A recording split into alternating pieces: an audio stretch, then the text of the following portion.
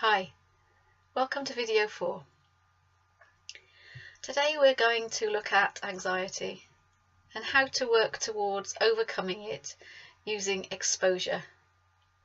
Anxiety is a normal human state. It is a consequence of the flight or fight response being triggered. In fact, anxiety is a necessary part of life. Imagine if you had an interview for a job you wanted and experienced no anxiety.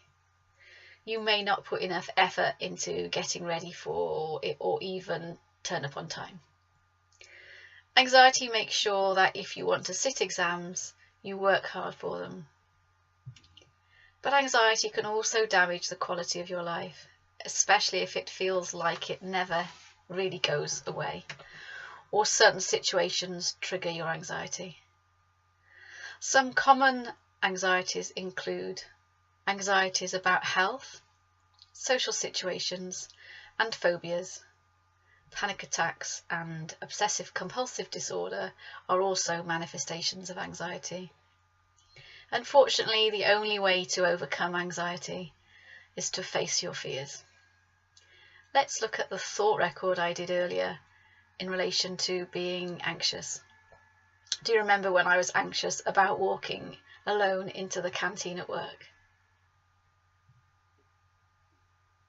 In relation to the theory of anxiety, my negative automatic thoughts result in me overestimating the threat and underestimating my ability to cope.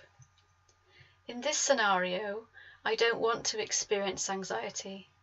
It is distressing, so I avoid it by using coping mechanisms, such as sitting somewhere out of the way in the canteen. Here's a diagram that will hopefully show how thinking this way maintains anxiety. As you can see, by continuing to see the threat as too great and not believing that I could cope, I avoid the situation and my anxiety is maintained. To overcome anxiety, you need to experience the thing that you fear, not avoid it. This is how you get rid of anxiety. Let's be more specific. Here you can see that if I continue with my behaviour, my anxiety is maintained. But if I do the very things I fear, and this must be done through regular exposure, not just a one-off, my anxiety in relation to this situation will decline. So the only way to overcome anxiety is to do the things you fear. Only then will you realise that the threat is not too great and you do have the ability to cope. This is called exposure. Exposure needs to be gradual and frequent. It works by retraining your brain that you can cope and have nothing to fear in situations where anxiety is an unhelpful response. But don't forget, if you were chased by a lion, anxiety would be a helpful response. As I said, and this is really important, exposure must be repeated. It's not something you can do just once. Without regular and frequent exposure, your anxiety will remain. Let's have a look at my anxiety in relation to going into the canteen at work. What makes me anxious and how exposure will help me overcome it. So I'm frightened of being visible, worried that people will look at me and that people will think I'm weird.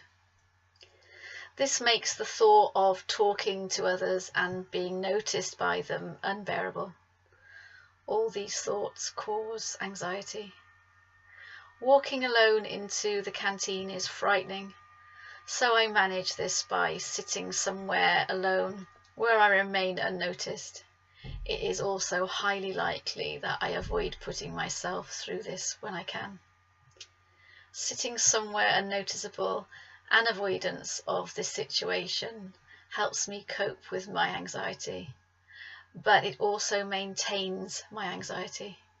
Remember, it is only through exposure to the very thing we fear that we realise we can cope and the threat was not as great a threat as we imagined. So let's have a look at how to expose ourselves to the things we fear. To do this, I'll quickly remind you of the SMART goal I did earlier. As you can see, one of the things I want to achieve is to be able to go up to people in and out of work and start a conversation. I have already recognised that talking to older people will be easier than talking to other people. So I think it's a realistic expectation to have reduced my anxiety talking to older people by 50% in 2 weeks if I expose myself to this fear.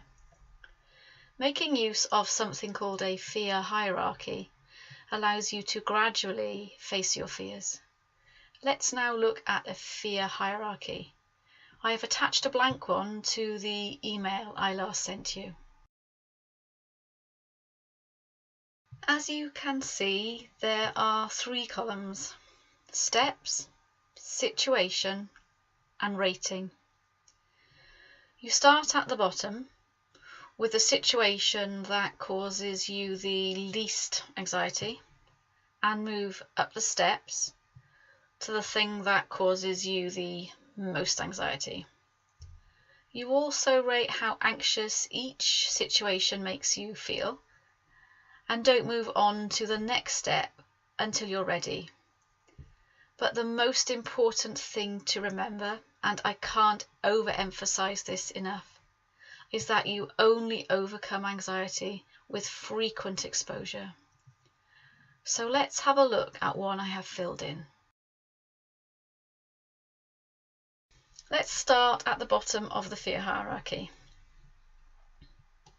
As you can see with mine, the situation that would cause me the least anxiety is rated as causing me a distress level of 30. I'm going to start here, but it would be okay to start a little higher at, say, 40. So to practice exposure, you will need to engage in each situation, moving upwards as your anxiety reduces. Practice regularly and frequently.